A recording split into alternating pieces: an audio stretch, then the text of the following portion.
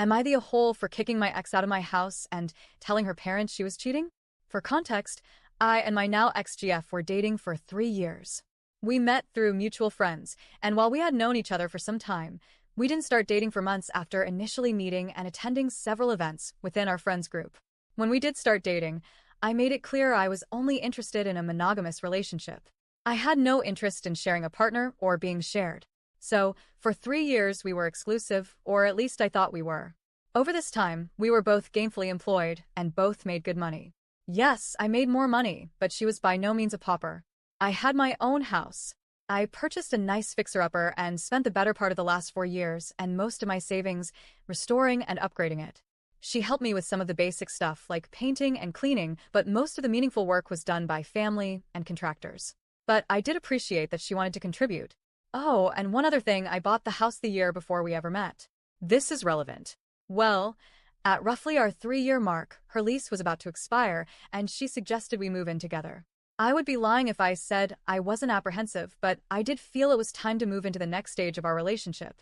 I put on a smile and told her it was a great idea, so she made her plans just as the final work was being wrapped up on the house. I was putting in solar panels, a tankless water heater, and a water softener. The same weekend I was enjoying my now-finished home was also the weekend she moved in. She, along with all her girlfriends, did the moving. My house was full of clucking hens discussing how they were going to redecorate and turn my man cave into a house that reflected her style and taste, all while giggling as though I had no choice. One of my favorite possessions was my collection of vintage full-size arcade games from the 80s and 90s. I had 7 of them. They were all in my basement, which I had also finished and painted to look like a pool hall and arcade. It even had a full wall bar with several flat screens. Several neons adorned the walls.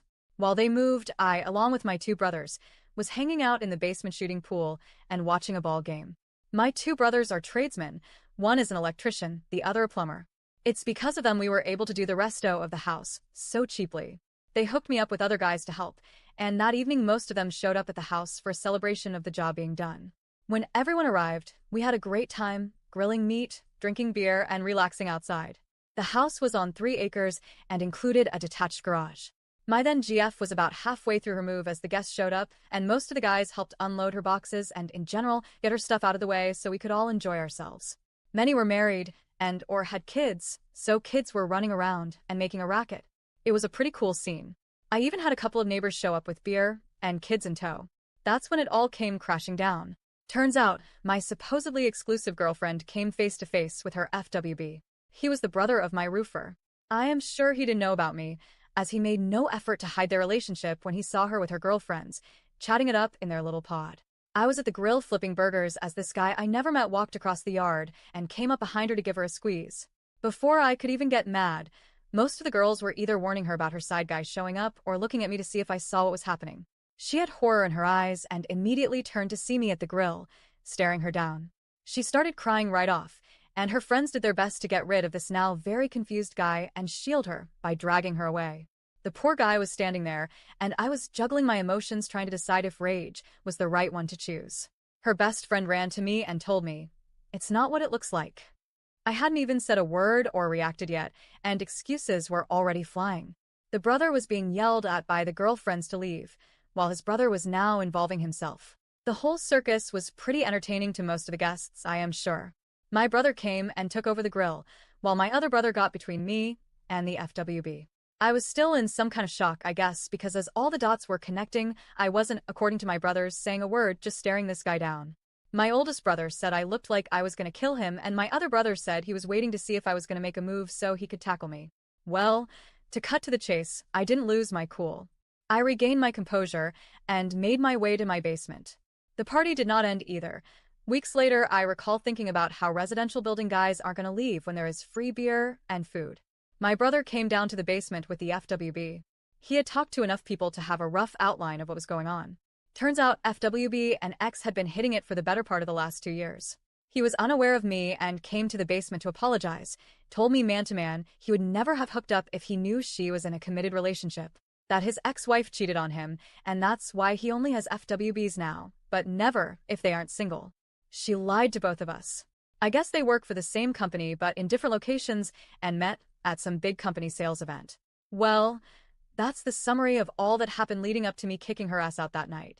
She came back the next day with her hens, saying she had a right to live in my house because she did so much work making it what it is. She also said I asked her to move in and she had to cancel her lease and took a loss, so I owed her that money too. Lastly, her circle of friends told me she didn't do anything wrong because we weren't even engaged, let alone married. That I was controlling and insecure, and I needed to man up. Now, both of my brothers and her ex-FWB were still there, along with his brother. They crashed in the spare rooms and available couch space. When her ex-FWB came out, he started cussing her a blue streak and let the hens, whom he knew most of them, have a portion of his anger too. In no time, it was 5 guys, my oldest brother's wife, and my other brother's GF all ganging up on the harpies. My sister-in-law is 5 foot tall, 90 pounds soaking wet, with flaming red hair. She is scary as shit when she is mad. It was the first time I laughed since the drama began the day before.